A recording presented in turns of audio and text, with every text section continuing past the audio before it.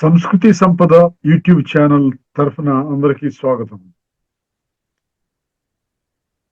ఉపనిషద్ విజ్ఞానం శీర్షికలో శ్రీ లోకనాథం గారు ధారావాహిక ప్రసంగం చేస్తున్నారు. వారి ధారావాహిక ప్రసంగంలో ఈరోజు 7వ ప్రసంగం చేస్తున్నారు.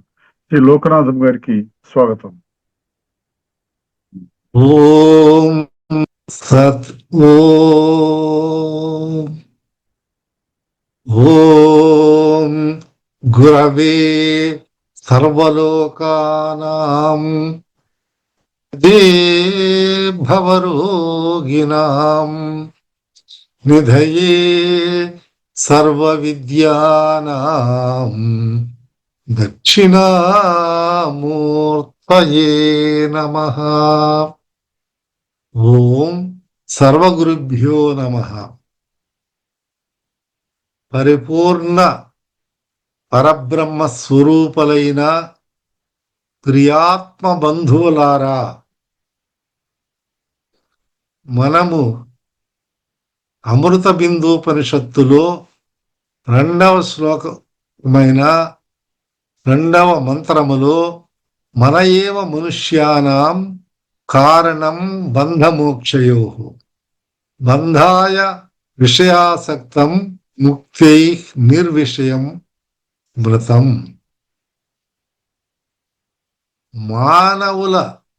మనుష్యులకు మనసే కారణమవుతుంది బద్ధుడగుటకు కానీ లేదా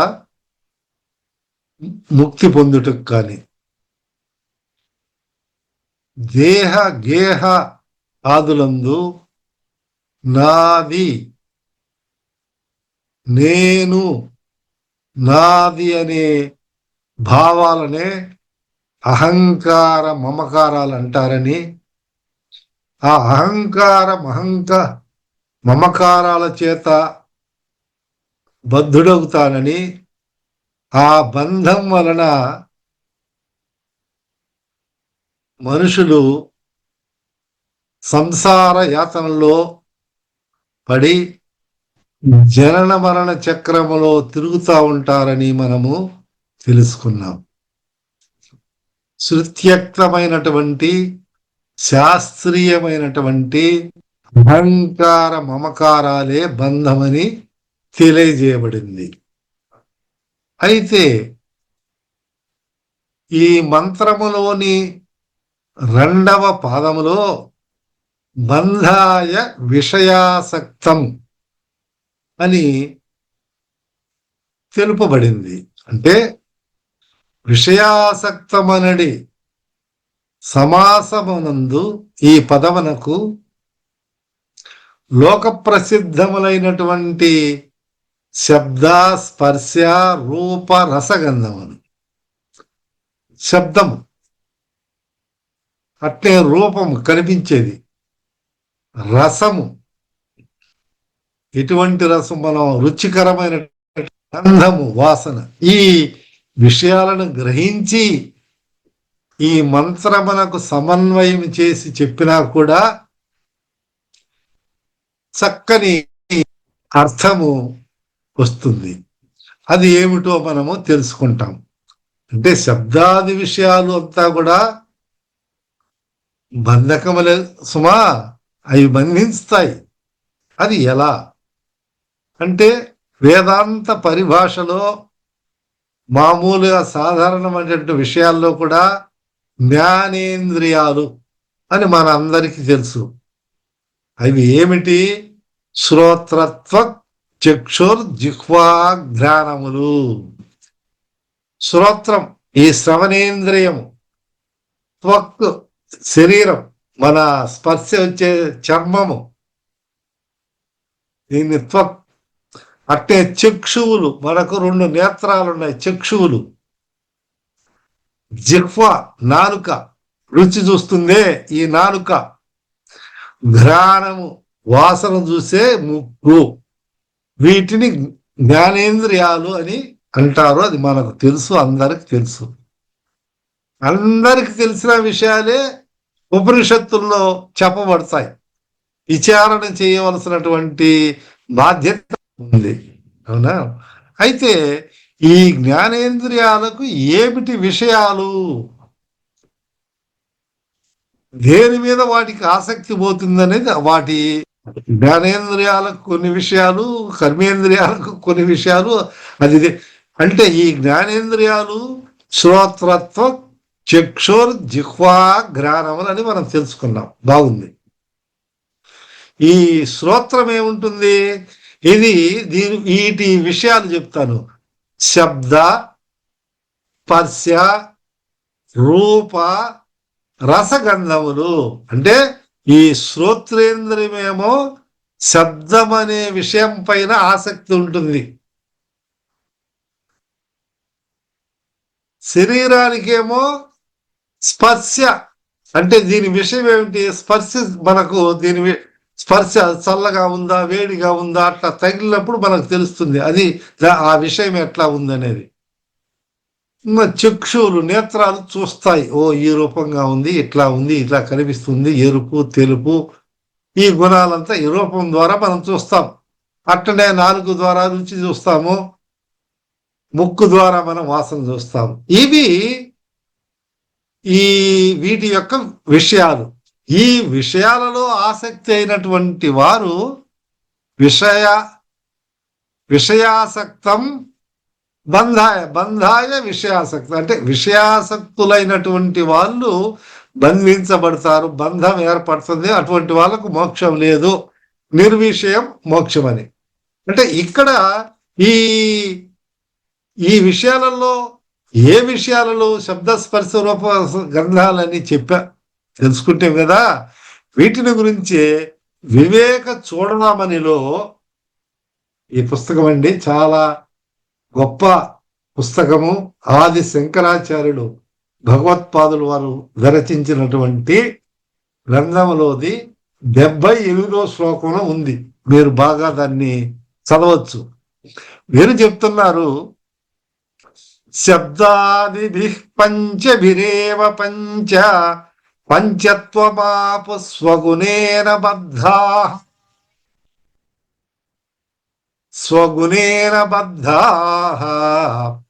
కురంగ మాతంగ పతంగమీన భృంగ నర పంచభిరాంచితః కిం. కురంగ మాతంగ పతంగమీన భృంగ నర పంచభిరాంచితః కిం. అంటే వీరు చెప్తున్నారు, ఈ శబ్దాది విషయాల చేత ఇవి ఎట్లా బంధించబడుతున్నాయో అనేది ఒక్కొక్క దాని గురించి తెలుసుకుంటాం. ఈ పైన చెప్పినటువంటి కురంగ మాతంగ పతంగ మీన భృంగం అంటే అవన్నీ కూడా ఒక్కొక్క దాంట్లో ఒకదానికి పిలిచి కలిగి బంధించబడుతున్నాయి, హతులవుతున్నాయి అని చెప్తున్నారు. అవి ఏమిటంటే కురంగము, జింకండి. ఈ జింకకు వేణునాదం కానీ గానము శ్రవణం కదా, ఈ శ్రోత్రేని జింకకు ఆ వేణునాదం కానీ ఇటువంటి ప్రీతి కలిగినటువంటి శబ్దాలు ఏంటి అది మైమరిచిపోతుంది జింక. అప్పుడు ఎప్పుడైతే మైమరిచిపోతాదో అప్పుడు వచ్చి ఈ వేటగాడు దాన్ని బంధిస్తాడు. మరి వల్లేసో లేకపోతే ఒక బాణం వేసో కానీ దాన్ని బంధిస్తాడు. అంటే ఒక్క శబ్దం అనే విషయం మీద, వేణుగానము లేకపోతే గానం మీద ఆసక్తి కలిగి ఆ జింక వేటగానికి చిక్కింది, వేటగాని వశమైంది. మళ్ళా దాన్ని ఏం చేస్తాడు, మామూలుగా దాని చర్మం తీసుకోవడమో ఇంకొకటో అన్ని దాన్ని చంపేసో ఈ విధంగా చేస్తాడు. అయితే ఏను మాతంగం అంటే ఏను మనందరికి తెలిసిందే. ఈ మాతంగానికి ఏంటి, స్పర్శ అంటే ఇష్టం. దాని స్పర్శ చేత అది బంధించబడుతున్నది. వనములో స్వేచ్ఛగా విహరించు ఏనుగు ఆడ ఏను యొక్క స్పర్శను పొందగోరి, దానిలో సుఖాన్ని పొందగోరి అది కలిసి మెలిసి పోతూ అట్లా ఇట్లా వనం లేకపోయి ఆ అగాధంలో పడిపోయింది. ఈ గజేంద్ర మోక్షంలో కూడా ఈ ఆడ ఏనుగులంతా సరసాలాడుకుంటూ పోయి అది మకరం చేత బంధించడం నేను ఈ దారికి ఎందుకు వస్తుని దశలక్ష కరణీనాథుడైన నేను ఇట్లా ఎందుకు వస్తునని బాధపడతాడు. అది మనము ఆ గజేంద్ర మోక్షంలో కథ మనం విన్నటువంటిదే. అయితే ఇక్కడ ఆ స్పర్శకు ఏనుగు స్పర్శ చేత అది చెందుతుందన్నమాట. ఎప్పుడైతే ఈ ఆడ ఏనుగుతో కలిసి చర్మాన్ని ఆడ యోని ద్వారాన్ని పట్టుకొని ఇది చేస్తా ఉందో అది బంధించబడి. అట్లే మిడుతండి. పతంగం అంటే ఒక మిడుత. ఈ మిడుతలు ఏం చేస్తాయి? ఆ దీప కాంతి, ఒక దీపం ఉందనుకోండి, దాంట్లో నూనె పోసి దీపం వెలుగుతూ ఉంటే ఆ దీపాన్ని చూసి, ఆ ప్రకాశాన్ని చూసి ఏమనుకుంటుంది? నేను భక్షించాలా, ఇది పదార్థంగా ఉందని చెప్పి ఆ దీపంలో పడి ఏమైపోతుందో అది చచ్చిపోతుంది. భక్షించాలనుకొని వస్తుంది, కానీ ఏమైపోయింది? చనిపోయింది. దాంట్లో పడి, ఆ దీపంలో పడి ఆ వేడి చనిపోయింది. మనం చూస్తూ ఉంటాం. మనం అప్పుడప్పుడు కూడా ఆ దీపకాంతుల్లోకి కొన్ని రకాలైనటువంటి ఇవన్నీ వచ్చి చేద్దాం, ఇవన్నీ మనం చూస్తున్నాం. మిడత ఒక ప్రకాశాన్ని చూసి దాన్ని భక్షించాలని అనుకొని అక్కడ హతమైపోయింది. మీనం, ఇంకా ఏంటి? మీనం అంటే చేప. మరి చేపలను పట్టేది మనందరూ చూస్తున్నారు కదండి. చాలా మంది, అందరికి తెలుసు. వాడు ఈ చేపలు పట్టేవాడు ఏం చేస్తాడు? ఒక గాలం వేస్తాడు. చేపలు పట్టాలంటే గాలం వేస్తాడు. ఆ గాలానికి ఏం గుచ్చుతాడు? ఎర్రగా ఉండి ఎర్ర అంటారే, అది ఎర్రని గుచ్చుతాడు. ఎందుకు? ఆ చేపలన్నీ ఈ ఎర్రను చూసి దాన్ని తిందామా అని వస్తుంది. దాన్ని తినేదానికని వచ్చి ఏమైపోతుంది? ఆ గాలంలో చిక్కుకొని ఇది బంధించబడిపోతుంది. అప్పుడు ఆ ఆ చేపలు పట్టే బెస్తవాడు దాన్ని తీసుకొని పక్కనేయడము, దాన్ని అమ్ముకోవడం, దాన్ని కోయడం, ఇవన్నీ జరుగుతూ ఉంటాయి.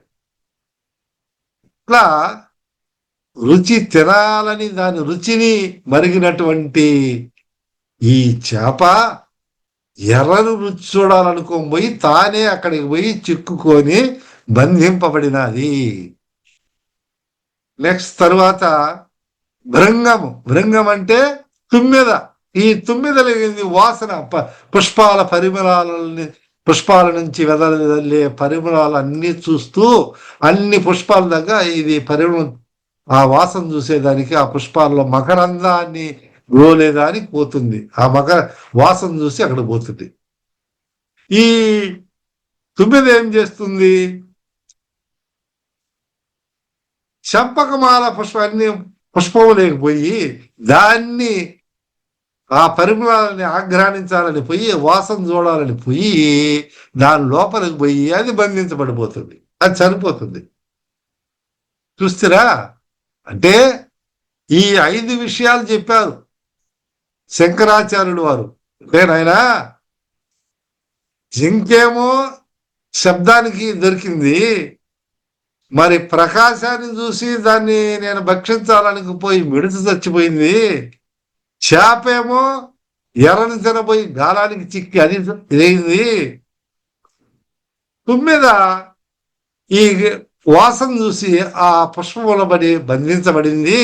ఇట్లా ఈ 5 రకాలైనటువంటి జంతువుల్లో ఒక్కొక్కటి ఒక్కొక్క విషయానికి లోబడి, ఆ విషయాల చేత, ఆసక్తి చేత బంధించబడి అవే హతమైపోయినాయి. చూడండి. మరి ఇక్కడ మనం ఎవరికి చెప్తా ఉన్నది? మనుష్యానం. మనుష్యానం కారణం బంధ మోక్ష. బంధానికి గాని మోక్షానికి గాని మనసే కారణం ఈ మానవుల్లో అని చెప్పుకున్నాం. మంత్రం చెప్తున్నది, మనము విచారించాము. అయితే ఈ మనిషిలో ఈ 5 రకాలైనటువంటి ఆశలు ఉన్నాయి. ఈయనకు లేవా?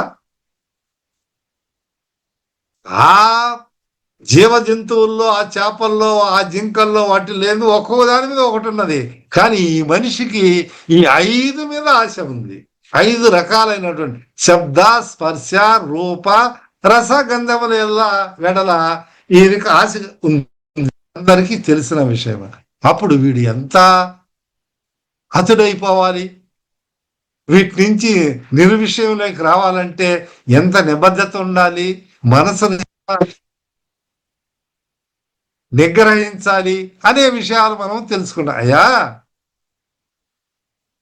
వే వీణ వేణుగానాలకు లోబడి ఈ వ్యక్తమైనటువంటి ధ్వనులని పాటలు వింటూ రేడియోలోనో ఇంకొక దాంట్లో ఆహా అని మైమరిచిపోతాడు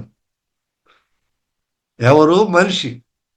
అట్లనే వ్యక్తమైనటువంటి ఎదురుగా ఉన్నటువంటి పాట కచేరీలు, ఏదో క్లబ్ డాన్సులు వాళ్ళు పాడుతూ ఉంటే ఈ దమ్మరిదమని సంగీత విభావరులు ఇట్లా వీటిల్లో లక్షలు ఇచ్చి ఆ పాటలు పాడే వాళ్ళని తీసుకొని వచ్చి అవన్నీ జరుపుతూ ఉంటారు. ఇవి కూడా మనం లోకంలో చూసిన మీ అందరికీ తెలిసినటువంటి విషయమే.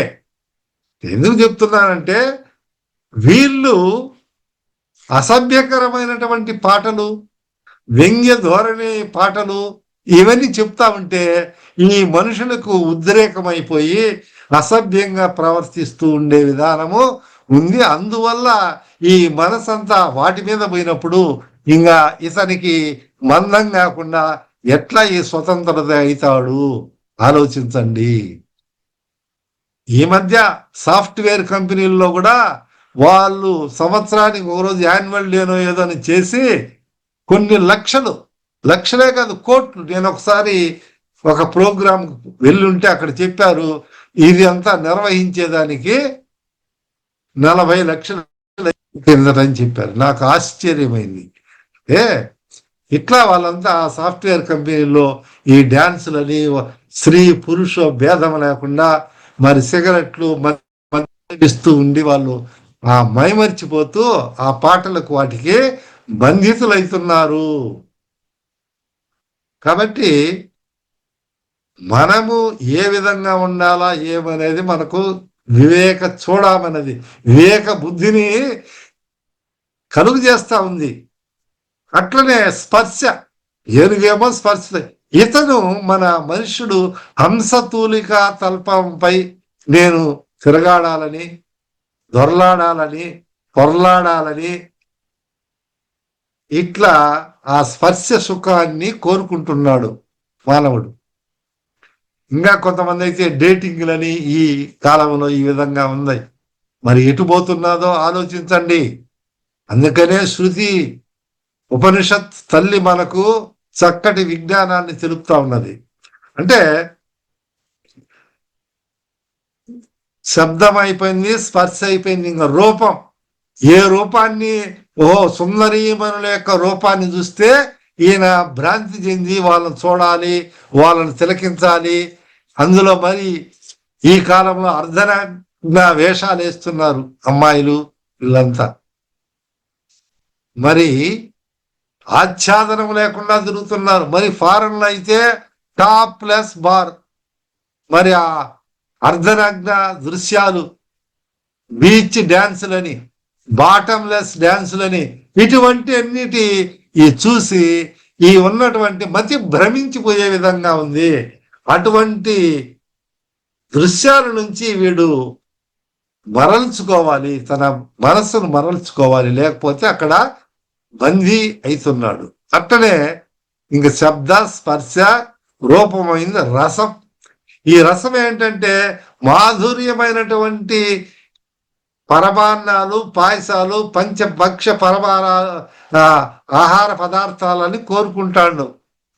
ఈ రుచికి నాలుక ఏది కావాలంటే ఆ రుచి తినుబండారాలకంతా ఎప్పుడైతే ఉంటాడో వారికంతా బుద్ధి తిని ఈ డబ్బులు ఎన్ని లేక కన్న కడగళ్ళు పడతారు. మనము ఇటీవల అక్కడక్కడ చూస్తున్నాం, దొంగతనం చేశాను, ఇది దొంగలిచ్చినాను అని చెప్తా ఉంటారు కథ. మనం అన్ని ప్రసార మాధ్యమాలలో మనం తెలుసుకుంటే ఇట్లా ఈ రసం చేత, ఈ రస విషయం చేత బంధితుడగుతున్నాడు, నానా కష్టాలు పడుతున్నాడు.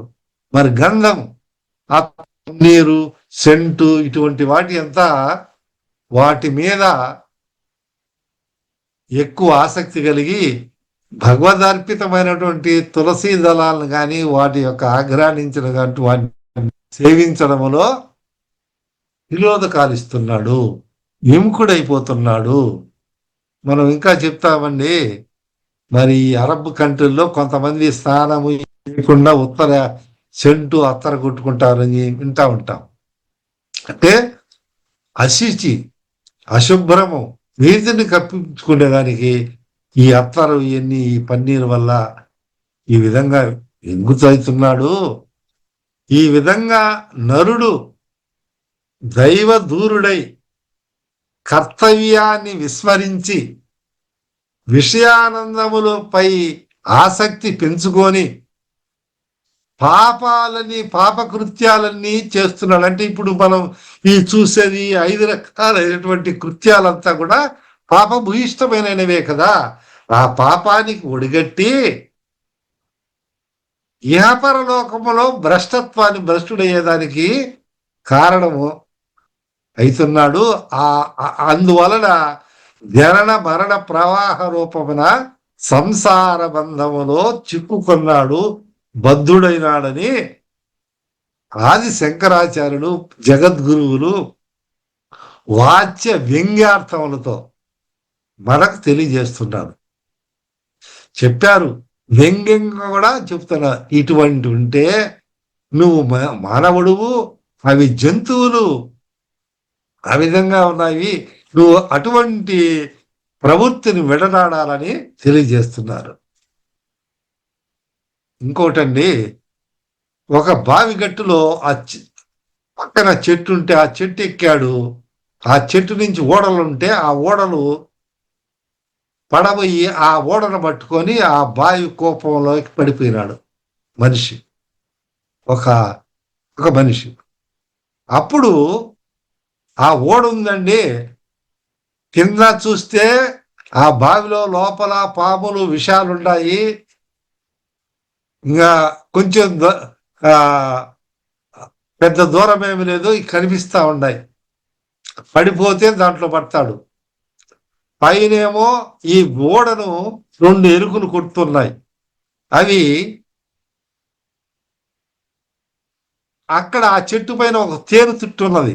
ఆ తేనె తుట్టు నుంచి అప్పుడప్పుడు ఒక బొట్టు రాలుతూ వీని నాలుక మీద పడతా ఉంది. ఎక్కడ పడతా ఉంది? ఆ నాలుక వేలాడుతున్నాడు కదా, ఆ చెట్టులో ఉన్నటువంటి ఆ తేనె తుట్టులోంచి ఒక్కొక్క బొట్టు బట్టి పడుతూ ఉంటే ఈయన చప్పరిస్తే అబ్బా భలే ఉంది అనుకుంటున్నాడంట. కింద చూస్తే పాములు, పైకి పోయే మార్గమా కనిపించలేదు.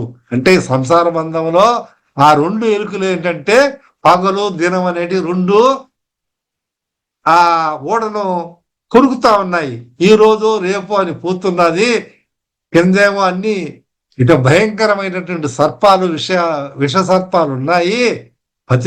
పాతాళలోకంలో పడిపోతానని ఆలోచించకుండా ఆ 2 చుక్కల తేనె బొట్లు వస్తా ఉంటే వాటి ఆనందానికి అహహ అనుకుంటున్నాడంట. అట్లా ఉంటుంది.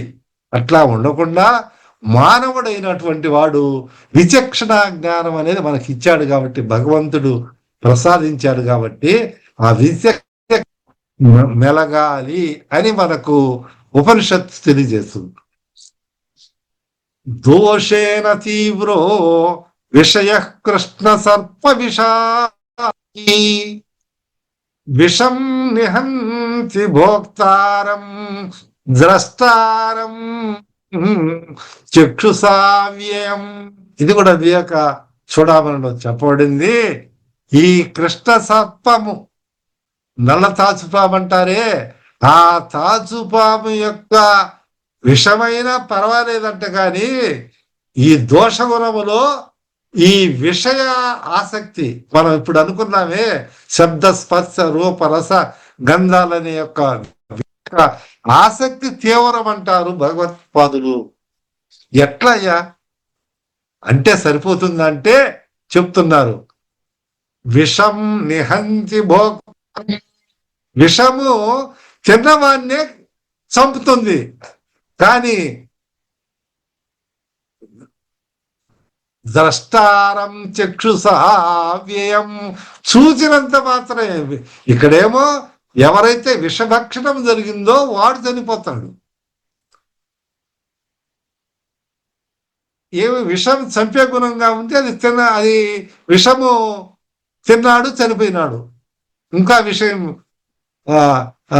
ఎక్స్ప్లెయిన్ చేస్తాను.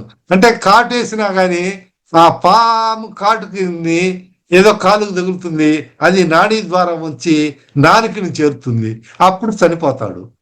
వెంటనే కొంతమంది ఇట్లా ఆ కాలు తెగితే ఆ పైన ఒక దారాన్ని చుట్టి బాగా బిగించి ఆ రక్త ప్రసరాన్ని ఆపి ఇంత లోపల ఏదో మందులో లేకపోతే ప్రథమ చికిత్స చేస్తే మనిషి చనిపోడు. కాబట్టి మీరు అనొచ్చు, ఏమండి విషము పుట్టినవాడు లేకపోతే తినలేదు కదా, పాము గరిచింది కదా, వాడు చనిపోతాడు అంటే ఇది దీనికి అర్థం. నాడీ ద్వారా వచ్చి జిహ్వాగ్రంలో చేరింది కాబట్టి అది తిన్నట్టే లెక్క. అట్లా లేకుండా ఏదైనా ప్రథమ చికిత్సలో వెంటనే చేసి బంధిస్తే వాడు చనిపోడు, ఎందుకంటే అది జిహ్వకు చేరలేదని. కానీ ఈ విషయాలు అయితే ఉన్నాయే, ఈ శబ్ద స్పర్శ రూపాలు మనము చూచినంతనే వాడు చాలా దోషమైనది. కాబట్టి ఈ మనిషి అక్కడ విషాన్ని తిన్న తర్వాత చనిపోయినాడు, తినిన తర్వాత. కానీ ఇవి ఏమి లేనిదే చూచుట వల్లనే కూడా ఈ విధంగా చనిపోతాడు.